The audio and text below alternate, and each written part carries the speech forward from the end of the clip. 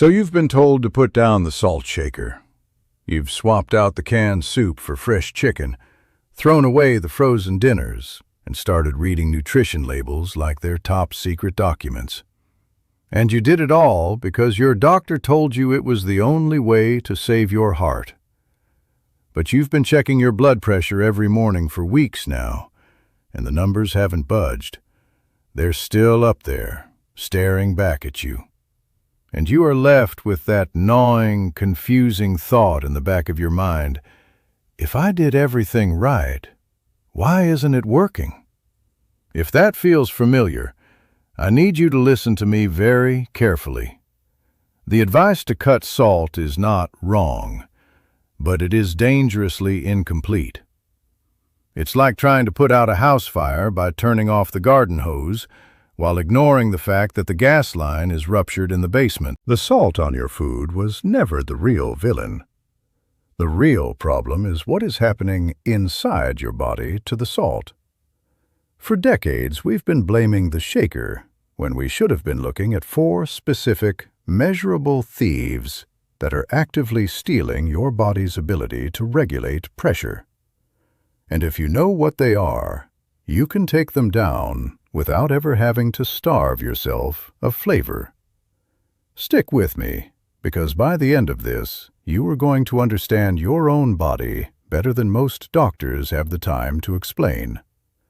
And more importantly, you are going to know exactly what to do about it, starting tonight. Let's go back to science class for just a second, because there is a mechanism inside you that changes everything about this conversation. It's called pressure natriuresis, and it is one of the most beautiful fail-safes in the human body. Here's how it works. When you eat a salty meal, that sodium pulls water into your bloodstream.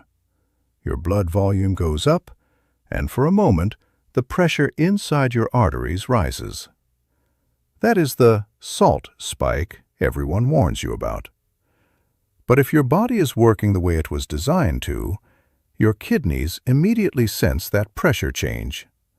They act like a security guard who sees a crowd forming and opens the exits. The kidneys pull that extra sodium and water out of your blood and flush it down into your urine.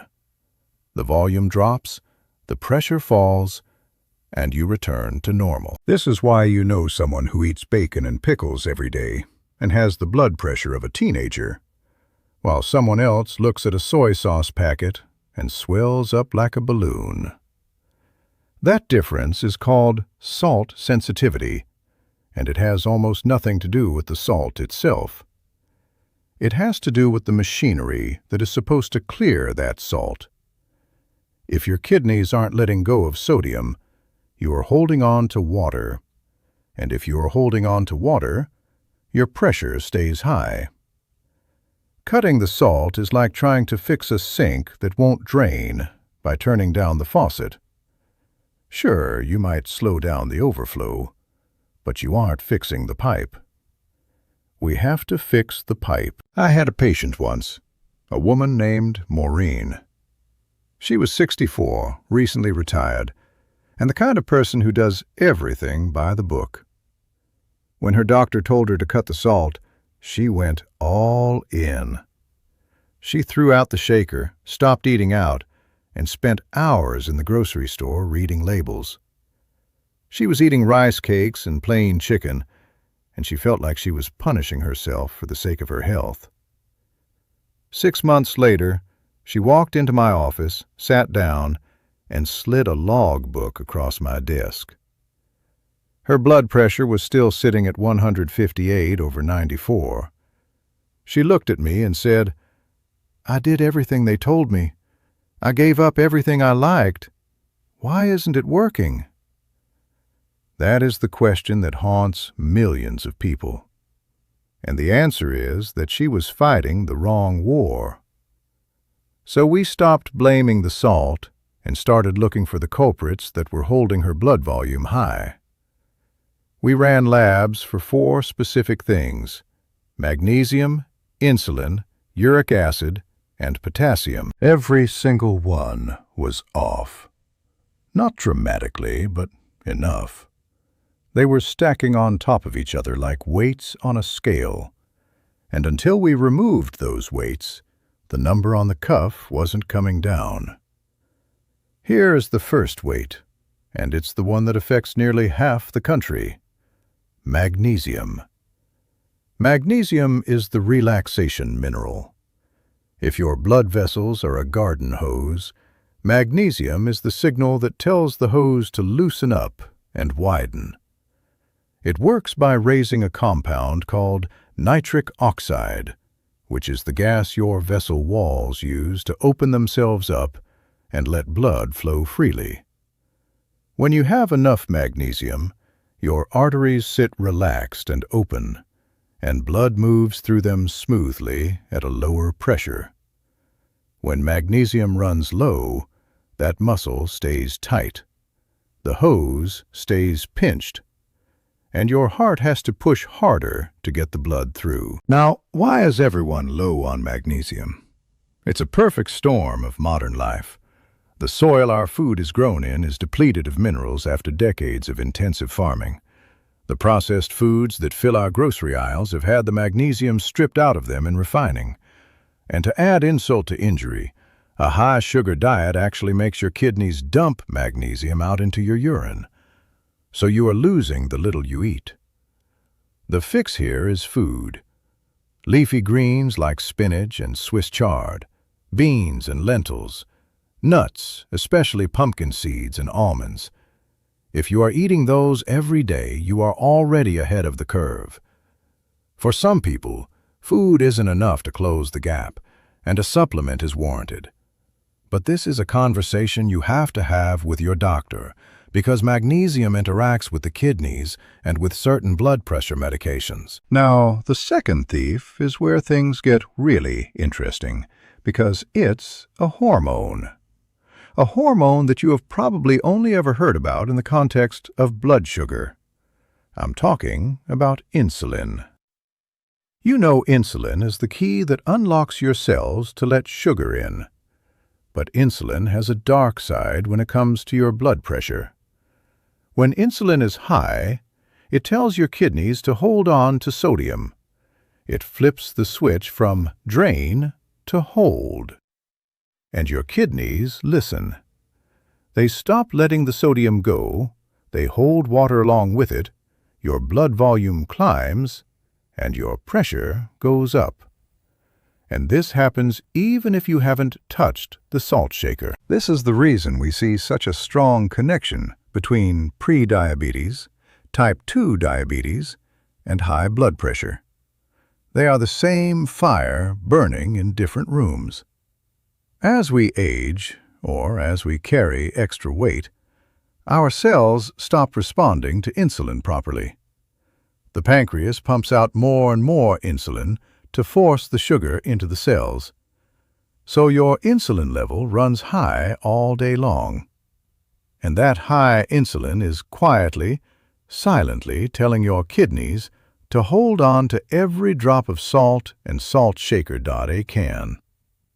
This is why cutting processed carbohydrates and sugar can drop your blood pressure faster and harder than cutting salt. When you stop spiking your blood sugar, your insulin level falls. When insulin falls, your kidneys finally let go of the sodium. I've seen patients' blood pressure start to drop within weeks of pulling the sugar out of their diet, often before they have lost any significant weight. The third thief is a specific type of sugar that raises your blood pressure through a totally different route.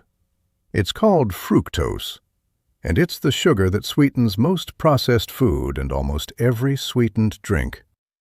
Table sugar is half fructose, and high fructose corn syrup is mostly fructose. When you take in a lot of it, your body produces a waste product called uric acid. Most people know uric acid as the thing that causes gout, those hot, swollen, big toe attacks.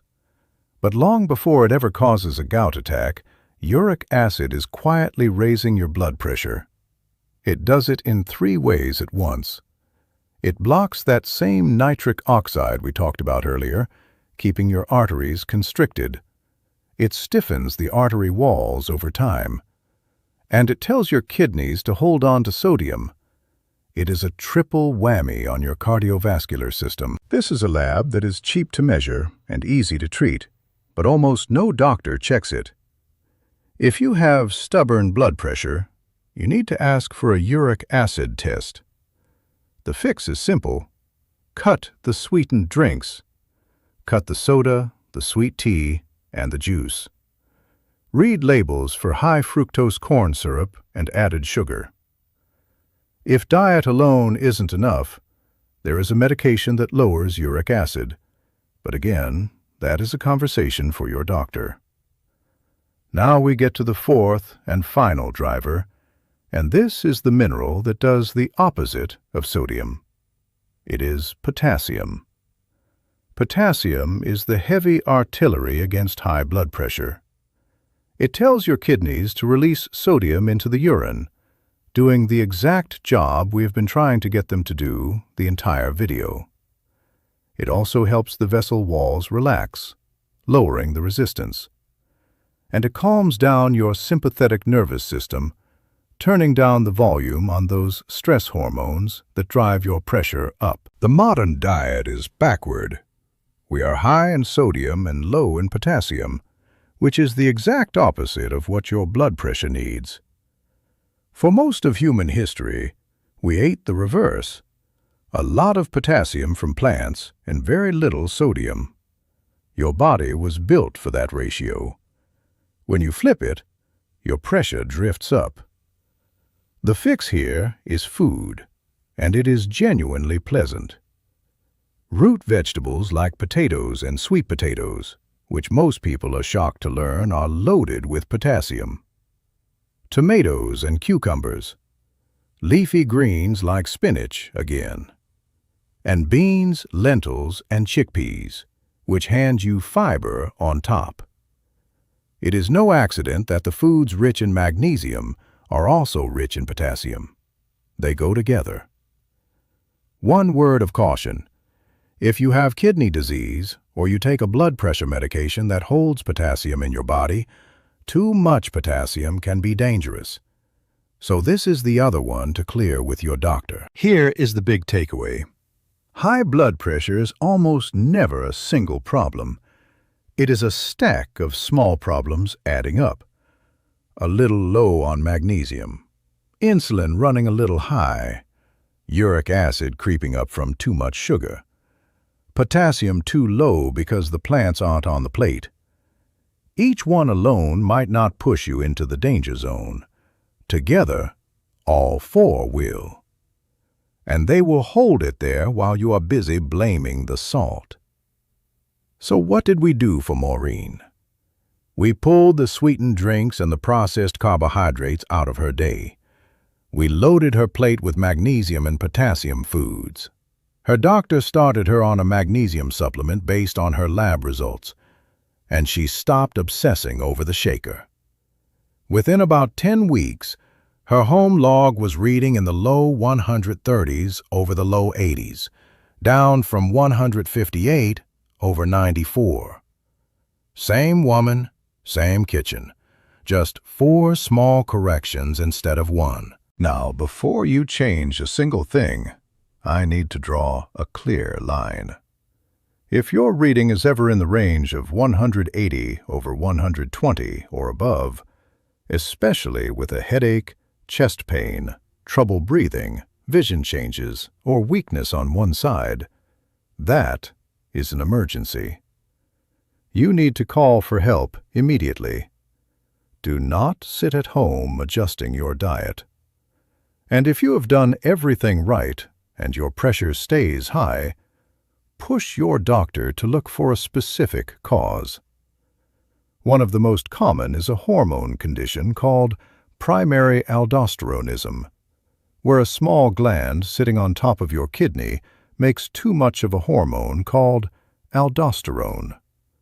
Aldosterone forces your body to retain sodium, and it is badly underdiagnosed. Here's what you can do tonight. Go to your kitchen and look at what you drink. Pour out the soda, the sweet tea, and the juice. Build tomorrow's plate around magnesium and potassium.